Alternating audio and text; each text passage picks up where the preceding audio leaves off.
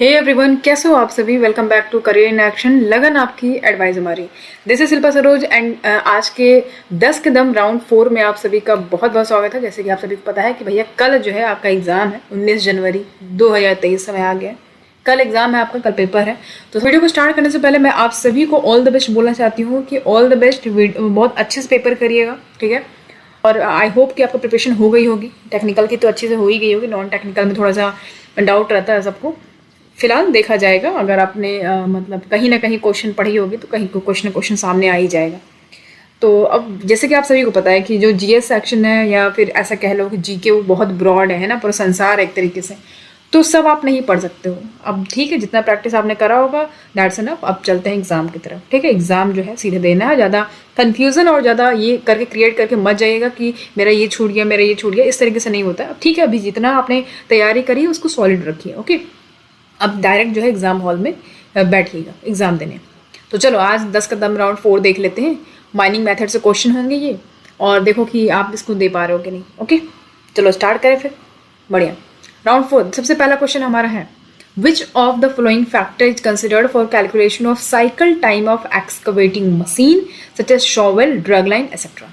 जैसे आप सभी को पता है कि इस 4 ऑप्शन में से ऐसा कौन सा फैक्टर है जिसको हम जिसको हम ये कंसिडर करेंगे कि हाँ भैया उससे हम क्या कैलकुलेट कर सकते हैं। जो भी शॉवेल, ड्रग लाइन है, यानी इसको हम एक्सकवेटिंग मशीन बोलते हैं ना, तो इसका जो भी साइकिल टाइम होता है ना उसको हम कैलकुलेट करते हैं इस फैक्टर को कंसिडर करके, मतलब इस फैक्टर का यूज करके। हिंदी में देख लेते हैं, उत्खनन मशीन जैसे शॉवेल, ड्रग लाइन आदि के चक्र समय की गणना के लिए निम्नलिखित में से किस कारक पर विचार किया जाता है। Swell factor, bucket factor, swing factor या फिर ड्रिल फैक्टर, बताइए क्या हो जाएगा इसका राइट आंसर। फटाफट आंसर कमेंट बॉक्स में कमेंट करिए। और प्लीज़ आप लोग जो है 1 का ए, 1 का बी, 1 का सी इस तरीके से लिख के दिया करिए। मैं आपको इसके पहले भी बोला था मैंने आपको, क्योंकि इस तरीके से क्या होता है कि कमेंट बॉक्स में आपका आंसर समझ में नहीं आता है। कुछ लोग उसमें डायरेक्ट ए सी डी ऐसे करके लिख रहे हैं, तो भाई किसका ए सी डी है वो, तो क्वेश्चन में 1 का ए होना चाहिए, ऐसे करके लिखना होगा आपको, ओके। तो इसका कमेंट बॉक्स में कमेंट करके आंसर दीजिए फटाफट।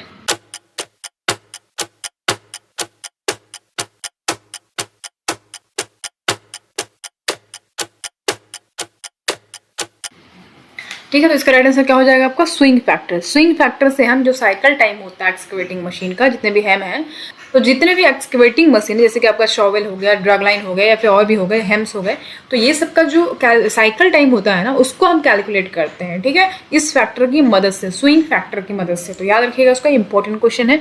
आगे बढ़ जाते हैं क्वेश्चन नंबर 2 पे। Ring pattern drill holes are provided in, तो ring pattern drill holes are provided किस में प्रोवाइड किया जाता है, किस माइनिंग मेथड में। तो यहाँ पे देख पा रहे हैं, long wall mining method, board and pillar mining, blasting gallery या फिर वाइट स्टॉल मेथड। तो किसमें ये जो है ring pattern drill holes provide किया जाता है। तो कुछ लोगों के चेहरे पर तो जो है स्माइल आ गई होगी इस क्वेश्चन को देखते हुए, आई एम डैम श्योर। तो चलिए फिर फटाफट इसका आंसर दे दीजिए आप लोग कमेंट सेक्शन में।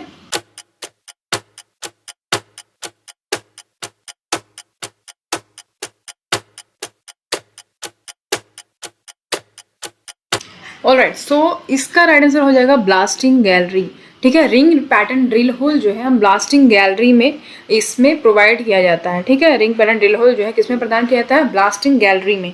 तो बेसिक प्रिंसिपल जो है इस मेथड का वो क्या है कि जो कोल जो होता है ना थिक सीम में, वहां से रिकवर करना, मतलब by drilling by and blasting around galleries. तो गैलरीज यानी जो रूम्स होते हैं उनके अराउंड जो है ब्लास्टिंग करके, ड्रिलिंग करके जो है हम थिक सीम जो होता है कोयला का परत जो होती है उसको हम रिकवर करते हैं, यानी एक्सट्रैक्ट करते हैं एक तरीके से, ऐसे समझो, ठीक है, जो कि रेगुलर इंटरवल पे ऐसा किया जाता है। ब्लास्टिंग गैलरीज का right answer ring pattern drill hole जो हम प्रोवाइड करते हैं ब्लास्टिंग गैलरी में, ओके। अब आगे बढ़े, आगे बढ़ते क्वेश्चन नंबर 3 है, which of the following unique mining method is known as novel method.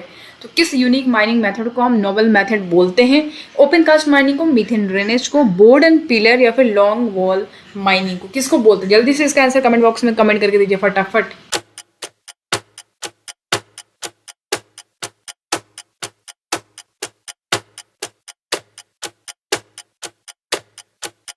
Alright, सो यहाँ पे इसका राइट आंसर हो जाएगा आपका मीथेन ड्रेनेज, ठीक है। मीथेन ड्रेनेज जो है कि यूनिक माइनिंग मेथड है जिसको हम नोवेल मेथड भी बोलते हैं, ठीक है। मीथेन ड्रेनेज जो है इसको डीगैसिफिकेशन भी बोला जाता है, डीगैसिफिकेशन भी बोला जाता है, ओके। ये एक ऐसा प्रैक्टिस है जिसमें हम क्या करते हैं, जो गैस होती है ना कोल सीम्स में, जो गैस होती है उसको हम रिमूव करते हैं, ठीक है। उस गैस को हम रिमूव करते हैं कोल सीम से, तो ये जो ऑपरेशन है ये मे बी कंडक्ट किया जा सकता है आइदर फ्रॉम द सरफेस या फिर अंडरग्राउंड, दोनों से ही ये कंडक्ट किया जा सकता है। ये जो आप देख पा रहे हो मीथेन ड्रेनेज की जब हम बात करते हैं तो ओके, तो इसी को हम नॉवल मेथड या फिर मीथेन ड्रेनेज बोल सकते हो, ठीक है, डीगैसिफिकेशन बोल सकते हो, इसको याद रखिएगा, ठीक है। तो बेसिकली ऐसा समझो कि मीथेन ड्रेनेज हम क्या करते हैं, जो मीथेन होता है कोल सीम्स में, उसको हम माइनिंग करने से पहले मीथेन को क्या कर लेते हैं, वहां से रिमूव करते हैं, मतलब जो मीथेन है प्रेजेंट है कोल सीम्स में उसको। ओके, तो ये इफेक्टिव टेक्निक है। अगर कोई ऐसा मीथेन एमिशन प्रॉब्लम होता है कोल माइंस में तो उसको हटाने के लिए ही किया जाता है। तो इसको बेसिकली किया क्यों जाता है, तो this is to prevent methane disaster, इसलिए यहाँ पे ये जो मेथड है इसको अप्लाई किया जाता है, मीथेन ड्रेनेज मेथड कह सकते हो आप लोग।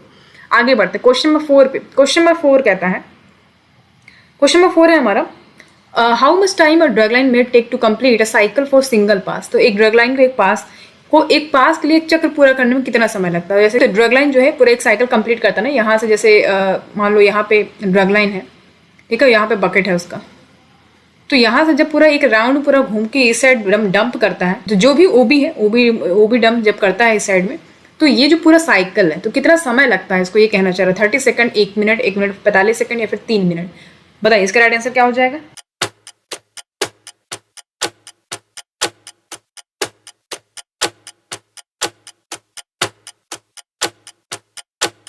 ऑलराइट, तो इसका राइट आंसर हो जाएगा 1 मिनट 45 सेकंड, ठीक है। 1 मिनट 45 सेकंड लगता है एक ड्रग लाइन को पूरा एक साइकिल कंप्लीट करने में, सिंगल पास के लिए बात हो रही है, ठीक है। अब ड्रग लाइन की बात हुई तो ड्रग लाइन क्या करते हैं, ड्रग लाइन जो है एक तरीके का हैम है, ठीक है, हैवी अर्थ मूविंग मशीन।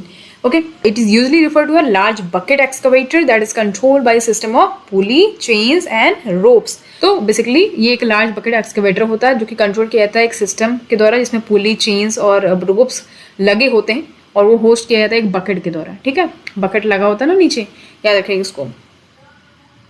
तो अगर हम इसकी बात करें तो ड्रग लाइन जो है, ड्रग लाइन बकेट जो है, ये एक बहुत ही बड़ा विशाल मशीन होता है, मैनी ऑफ टर्न्स, मतलब डर्ट, रॉक्स या ओवरबर्डन को, ओबी को रिमूव कर सकता है बहुत इजीली, ठीक है, तो इसको याद रखिएगा। आगे बढ़ जाते हैं अब क्वेश्चन नंबर 5 पे। क्वेश्चन नंबर 5 कहता है, in connection with mine winding the approximate floor area per person in cage shall be. Mine winding में संबंध में एक पिंजरे में प्रति व्यक्ति कितना फर्श होता है, ठीक है। तो यहाँ पे एरिया हो जाएगा, सही कर लीजिएगा इसको, the approximate floor area per person in cage shall be, ठीक है। तो माइन वाइंडिंग की कनेक्शन की जब हम बात करते हैं, जब माइन वाइंडिंग के संदर्भ में अगर हम बात कर रहे हैं, तो अप्रोक्सीमेट फ्लोर एरिया जो पर पर्सन केज की बात हो रही है उसमें कितना होना चाहिए, तो 0.1 स्क्वायर मीटर, 0.2 स्क्वायर मीटर या फिर 0.3 स्क्वायर मीटर या फिर 0.5 स्क्वायर मीटर। इसका आंसर फटाफट कमेंट बॉक्स में कमेंट करके दे दीजिए आप लोग।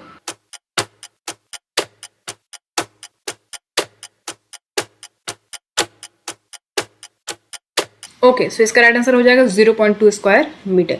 इतना जो है फ्लोर का जो एरिया है पर पर्सन केज में, वो इतना होना चाहिए 0.2 स्क्वायर मीटर। ओके, पर पर्सन की बात हो रही है यहाँ पे। चलो आगे बढ़ जाते हैं, क्वेश्चन नंबर 6 देखेंगे। The point beyond which the mineral coal can not be economically extracted is called. अब कहता है कि यह वह बिंदु जिसके आगे खनिज कोयला आर्थिक रूप से नहीं निकाला जा सकता, उसे हम क्या कहते हैं। Stripping ratio, cost of stripping ratio या फिर ब्रेक इवन रेशियो या फिर limit of extraction. Comment box में कमेंट करके दीजिए आंसर। बहुत लोग कह रहे थे कि मैम बहुत इजी क्वेश्चन दे रहे हैं, अब चलिए इसका आंसर देके बताइए जल्दी जल्दी क्या होगा इसका राइट आंसर।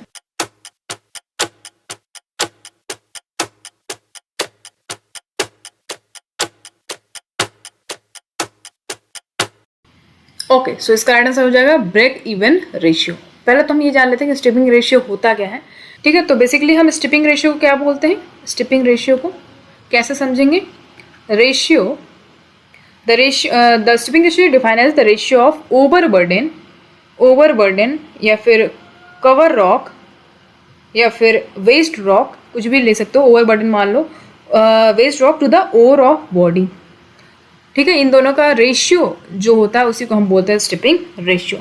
ओके, अगर आपको तब भी स्ट्रिपिंग रेशियो समझने में प्रॉब्लम हो रहा है तो उसको हम ऐसे बोल सकते हैं, volume of waste remove by volume of ore recovered, ठीक है। तो यहाँ तक वॉल्यूम ऑफ वेस्ट कितना हमने रिमूव करा और वॉल्यूम ऑफ ओर कितना रिकवर किया है, इसी का रेशियो को हम बोलते हैं स्ट्रिपिंग रेशियो। तो बहुत सारे स्ट्रिपिंग रेशियो यूज़ किए जाते हैं सरफेस माइनिंग में, जैसे कि आपका हो गया आपका geometric stripping ratio, break even stripping ratio, limiting stripping ratio, है ना, क्युमुलेटिव या overall stripping ratio, incremental stripping ratio, बहुत सारे हैं स्ट्रिपिंग रेशियो। तो बेसिकली इनको यूज़ किया जाता है। तो यहाँ पे इसका आंसर हो जाएगा ब्रेक इवन रेशियो। क्या हो जाएगा? Break even ratio, stripping ratio. इसको हम कैसे सॉल्व करते हैं? यहाँ पे देखो, अगर मान लो कोल डिपॉजिट है, मान लो कोल डिपॉजिट, इसको मैं रब कर देती हूँ 1 मिनट, ठीक है। तो जैसे मान लो यहाँ पे हम क्या देख रहे थे? Break even stripping ratio. तो प्रॉफिट अर्न, यहाँ पे देखो, profit earn from coal mine in rupees per ton, ठीक है, पर टन बाई, यहाँ पे देख पा रहे हो, cost of handling, cost of handling burden in rupees per metre cube. तो ये बेसिकली इसका रेशियो होता है कोल डिपॉजिट की, अगर हम बात कर रहे हैं stripping break even stripping ratio की, ठीक है। Profit earn from coal mines in rupees per ton, या फिर coal by coal of handling overburden in rupees per metre cube. Okay, याद रखिएगा इसको। तो एक ऐसा पॉइंट जिसके आगे खनिज या कोयला आर्थिक रूप से हम नहीं निकाल सकते हैं, समझ रहे हो, आर्थिक रूप से बोल रहा है, तो इकोनॉमिकली एक्सट्रैक्ट नहीं किया जाता, तो वो जो होता है ब्रेक इवन रेशियो माइनिंग होता है। ओके, तो याद रखिएगा इसको, इंपॉर्टेंट है। चलो अब आगे बढ़ जाते हैं। क्वेश्चन नंबर 7 देखो, which metal use for the purpose of capping of winding ropes. तो यहाँ पे घुमावदार रस्सियों के कैंपिंग के उद्देश्य के लिए किस धातु का उपयोग किया जाता है? Cu से आपका हो जाएगा, ठीक है, ये हो जाएगा आपका कॉपर, Zn यानी जिंक, Fe यानी आयरन, और Ag यानी कि गोल्ड, ठीक है। इसका साइंटिफिक नेम सारा दिया है मैंने सामने। तो कौन सा मेटल को हम यूज करते हैं, मतलब किस पर्पज के लिए? कैपिंग ऑफ वाइंडिंग रोप्स के, वाइंडिंग रोप्स में हम इसको यूज करते हैं। तो बताइए इसका राइट आंसर क्या हो जाएगा? कॉपर, जिंक, आयरन या फिर गोल्ड।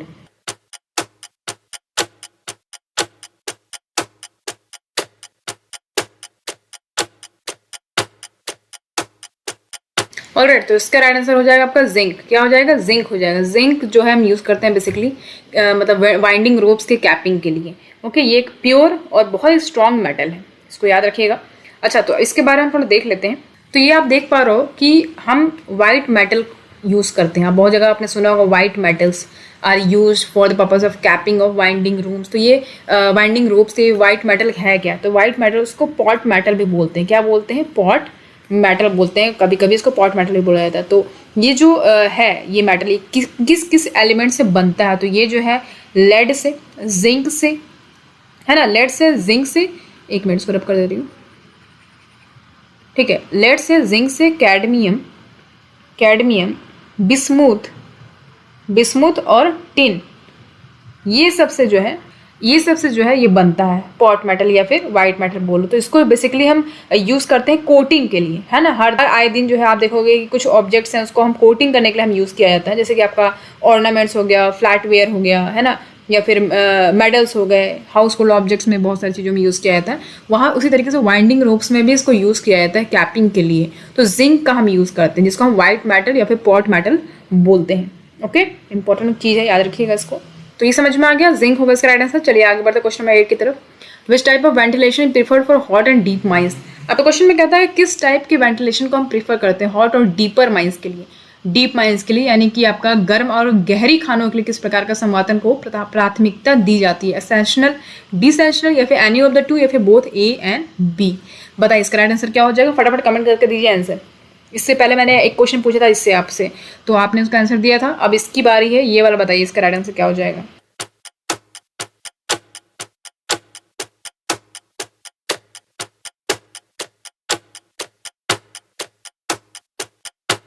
ऑलराइट, इसका राइट आंसर हो जाएगा डिसेंशनल वेंटिलेशन। ओके, डिसेंशनल वेंटिलेशन जो प्रीफर किया जाता है हॉट और डीपर माइंस के लिए। ओके, सो अब हम देख लेते हैं कि डिसेंशनल एसेंशनल होता क्या है। तो पहले हम एसेंशनल देख लेते हैं। तो एसेंशनल की बात करें तो एक ऐसा वेंटिलेशन है जिसमें क्या होता है, एयर फ्लो अपवर्ड की तरफ मूव करती है। एयर फ्लो को हम मूव कराते हैं अपवर्ड की तरफ थ्रू इंक्लाइंड वर्किंग, ठीक है। तो ये जो है बहुत अच्छे तरीके से उपयोग करती है नेचुरल वेंटिलेशन का, जिसके कारण होता क्या है कि जो हीट है वो ऐड हो जाता है एयर में, ठीक है, जिसकी वजह से ये नेचुरल वेंटिलेशन का बहुत ज़्यादा अच्छे से उपयोग करती है। और जो एयर फ्लो है वो अपवर्ड की तरफ मूव करता है थ्रू इंक्लाइन वर्किंग्स। अब हम डिसेंशनल वेंटिलेशन की बात करेंगे तो इसमें क्या होता है, जो एयर फ्लो होता है वो डाउन हिल की तरफ होता है फ्रॉम लेवल टू लेवल। तो इसको याद रखिएगा, ठीक है।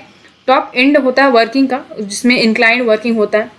तो ये जो डाउन कास्ट एयर है वो कंडक्ट किया जाता है top end of the working से लेके, फिर उसके बाद ये किधर फ्लो करता है, डाउन हिल की तरफ फ्लो करता है from level to level.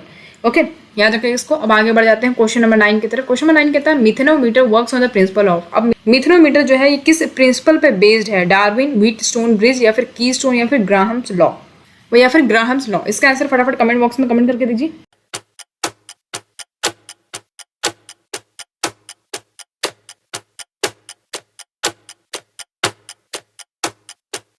Alright, सो याद रखिएगा मिथनोमीटर की जब हम बात करते हैं तो इस प्रिंसिपल पर वर्क करता है। तो व्हीट स्टोन ब्रिज के प्रिंसिपल पे ये क्या करता है, व्हीट स्टोन ब्रिज जो प्रिंसिपल है, तो व्हीट स्टोन ब्रिज जो है थ्योरी है इसके प्रिंसिपल पे बेस्ड है ये मिथनोमीटर, इसी पे काम करता है। ओके, अब थोड़ा हम व्हीट स्टोन ब्रिज के बारे में जान लेते हैं। तो व्हीट स्टोन ब्रिज की बात करें तो ये एक इलेक्ट्रिक सर्किट है जिसको हम यूज करते हैं क्या मेजर करने के लिए, unknown electrical resistance bye balancing two legs of bridge circuit, one leg of which include the unknown component. तो ये व्हीट स्टोन ब्रिज की बात करें तो ये एक ऐसा इलेक्ट्रिक सर्किट है जिसको हम यूज करते हैं क्या मेजर करने के लिए, तो unknown electrical resistance bye balancing two legs of a bridge circuit. तो दो मतलब बैलेंस करने के लिए, दो लेग्स को बैलेंस करने के लिए ब्रिज सर्किट का हम अननोन इलेक्ट्रिकल रेजिस्टेंस को मेजर करते हैं। ठीक है, जिसमें से वन लेग जो है वो उसमें क्या होता है, अननोन कंपोनेंट होता है, और जो प्राइमरी बेनिफिट होता है सर्किट का वो उसमें ये क्षमता होती है कि वो एक्सट्रीमली एक्यूरेट मेजरमेंट आपको प्रोवाइड कर सके। ओके, तो बेसिकली इसका जो ऑपरेशन है वो सिमिलर है ओरिजिनल पोटेंशियोमीटर की जैसे। ओके, ऑलराइट, तो इसका आंसर हो जाएगा व्हीट स्टोन ब्रिज के प्रिंसिपल पे काम करता है मिथनोमीटर। चलो आगे बढ़ जाते हैं, लास्ट क्वेश्चन हमारा question number 10। What is the minimum requirement of percentage of oxygen at any place in the mine where person are required to work or pass?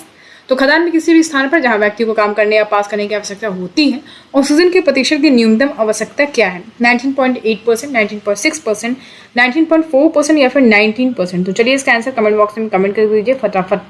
तो फटाफट इसका आंसर आप लोग कमेंट बॉक्स में कमेंट करके दीजिए जल्दी जल्दी।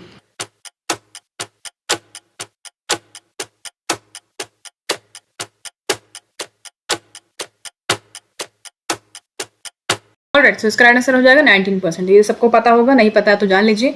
देखो खान के प्रत्येक स्थान पर जहाँ लोगों को काम करना या वहाँ से गुजरना होता है तो हवा में ऑक्सीजन का जो परसेंटेज है वो 19% से कम नहीं होना चाहिए। और अगर हम CO2 की बात करें यानी कार्बन डाइऑक्साइड की बात करें तो 0.5% से अधिक नहीं होना चाहिए। ठीक है, 0.5% से अधिक नहीं होना चाहिए, याद रखिएगा, नॉट मोर देन 0.5% और नॉट लेस देन 19%। याद रखिएगा इसको ऑक्सीजन की जब बात होती हुई। ठीक है, O2 CO2 की बात होती है 0.5% से ज़्यादा नहीं होनी चाहिए। ठीक है, तब कोई भी हानिकारक गैस इतनी मात्रा में मौजूद ना हो कि किसी व्यक्ति के स्वास्थ्य पर प्रभाव पड़ जाए। ठीक है, तो इसको ध्यान में रखिएगा। चलिए, तो यहाँ पे जो है 10 कदम राउंड खत्म होता है। आप लोग अपना जरूर बताइए कि आपने कितना अटेम्प्ट करा, कितना सही हुआ आपका। और क्वेश्चन ऑफ द डे आपके लिए है, बहुत अच्छा सा क्वेश्चन है, the full form of RMR is.